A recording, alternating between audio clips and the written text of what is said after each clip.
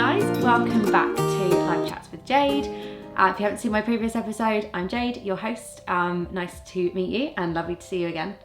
So Live Chats with Jade is where we sit on my sofa, we drink tea or coffee, and we talk all things journaling, manifestation, visualizations, a bit of life and navigating adulthood. So if you're ready, grab yourself a cuppa and let's dive in. So instead of my podcast mic today, I've gone for a cuppa. I just want this to feel like a really informal chat and for you to feel like you're getting to know me. So this episode is called I Left My Corporate Job with No Plan B. And today I want to talk about what that means. So let's back up to last year.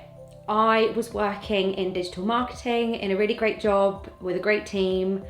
I was having a great time and I just felt like I got to a point in the role where it wasn't challenging me enough. And that's typical of me, that if I don't feel like I'm being pushed or challenged, I tend to sort of wander, my gaze wanders. And I did the typical, oh, the grass might be greener on the other side. So I came across a company and they look really great. I just want to point out right now that this is the crucial part of the story. The grass is green on the other side part and what I'm about to say. I had let a thought in to my mind that was like, hey, maybe I could do this job. The money was more than I'd ever earned in my whole life, more than I thought I deserved to earn. And it was 2 days in London and I come from a very small town on the coast near Brighton. And I was like, that's great. 2 days in London, I get to experience the fast-paced London lifestyle, have a bit of a social life, but then also come back here and work a few days from home. Everything was good. I looked at the job descriptions. It was so bizarre because I read this job description and I was like, was this job written about me? I can do all of these things and not only just do them really well. And let me tell you, it's taken me a long time to get to that point in my life where I'm like, I'm actually looking at this job description and going, I can do this. So that was new.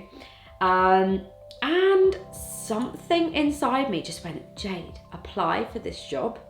So I applied. I sent a really awesome cover email, which basically name dropped a few people I'd met at an event, which was how I knew the business. And also was really cheesy and put in there, you know, I feel like the job description was written for me. I can't believe how much of myself I see in this role. And oh God, I read it back and just think, what was I doing? So long story short, because it's a long story, I had 5 interviews with this company for 3 different roles. So as you can imagine, my head was like, whoa, these people really want me. I was at this weird crossroads, but I was like, this is so much money, more than I think that I'm worth, more than I feel like I deserve to earn. But what do I do? This is where the crossroads comes. Do I take this job that's a huge challenge, a lot of responsibility? It's like a whole job and half of another job, hence why the money was so good, plus it's London salary. Or do I stay where I'm comfortable, local, down the road with a company I've worked for 18 months. I know them, I love them, they like my work. I'd gone from freelancing for them to being fully employed. And I was at that really weird point in my life and I was like, what do I do? No one else can make this decision for me. And my partner, James, was away at the time on a business trip. So I was home for 3 weeks, living by myself, and I sort of didn't have anyone to air this out with, and I kept it really quiet, and I had all the interviews, and then it got to a point where there were 2 jobs that were offered to me, and one was more creative and it was what I knew but could do really well, and the other was much more of a challenge and something I dabbled in once in a previous role but hadn't done for about 4 years. So I was like, what do I do? Which role do I take? And I got to the point where I handed it over to the universe and I just went, right, I've been given this opportunity to do one of these roles, and I would like to know by the time I wake up in the morning, I'd like to know, have an inner knowing of what I'm going to choose. So I went back to stay with my parents for a few days, got some headspace and some clarity, went to bed, woke up the next day, and I was like, oh my goodness, I know. The first thought on my mind was, I know what I'm going to choose. So I was crying happy tears. I was like, oh my goodness. And then as I emailed what would have become my boss to say, I've made my decision, he went, well, hold up. We've actually, because of the sort of what you've asked for and the interest you've shown in parts of both roles, we've actually created a hybrid position just for you, and the money's even more. And I was like, oh my God, I can't even, things like this don't and have not happened to me like this in my life ever.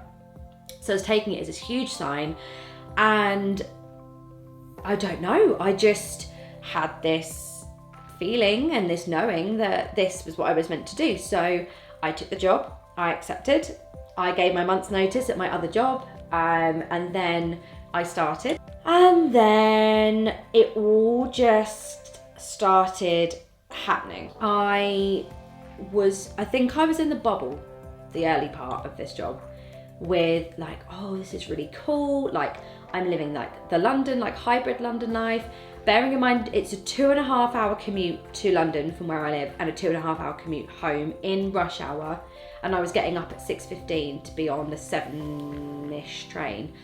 And then I was getting home really late in the evening and doing that back to back 2 days in a row. And being a coastal girl who'd never worked in the city, that was a massive shock for me. But I kept justifying the role with the money and the job title, and oh, how good it will look on my CV.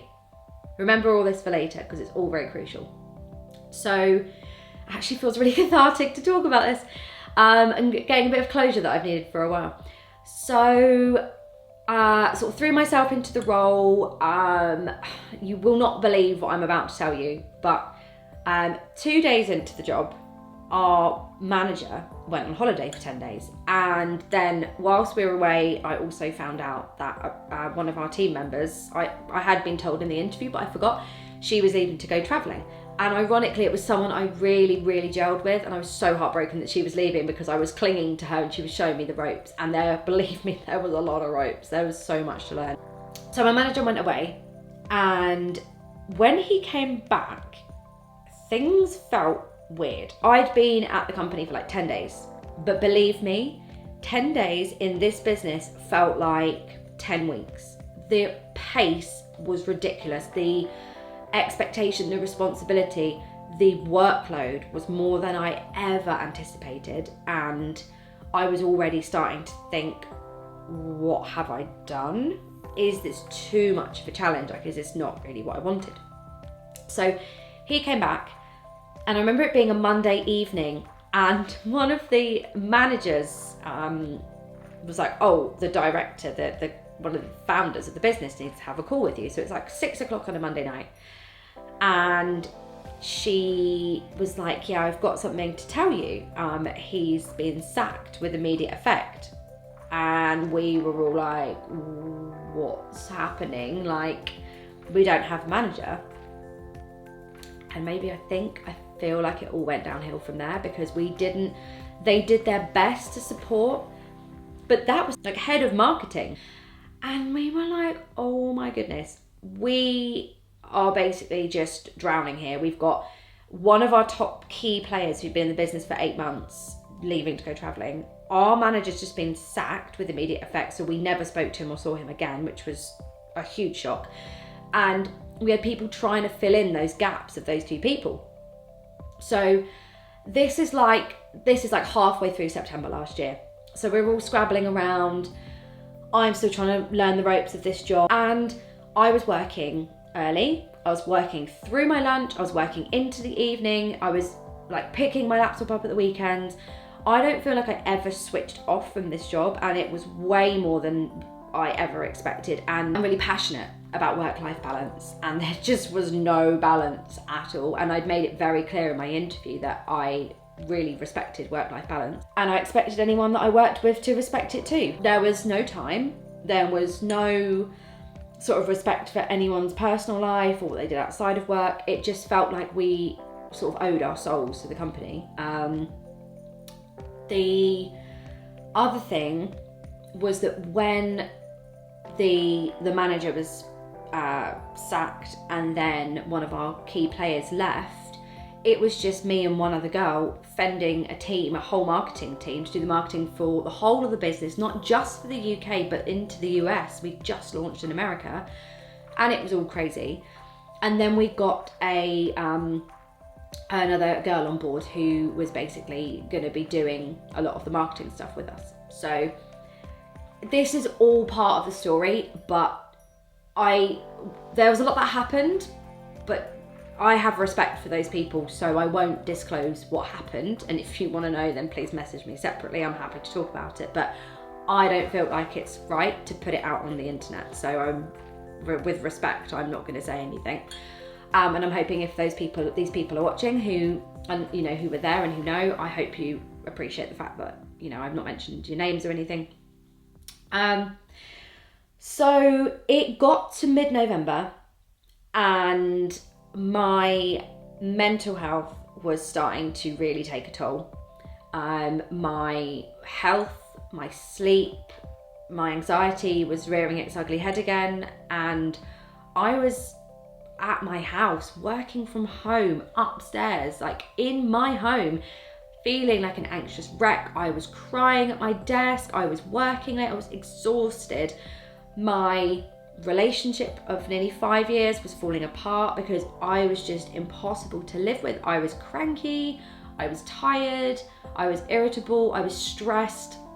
He's a videographer and he's self-employed, so he didn't quite, he could see the amount of work and effort that was going into it, but I don't think he fully understood the responsibility and everything that came with the job, because he's got a creative job and he works for himself. So the yin and yang of that was not great. And I just got to a point and I thought, no, I have not come this far in my life to come this far, and not come this far in my mental health journey to only come this far.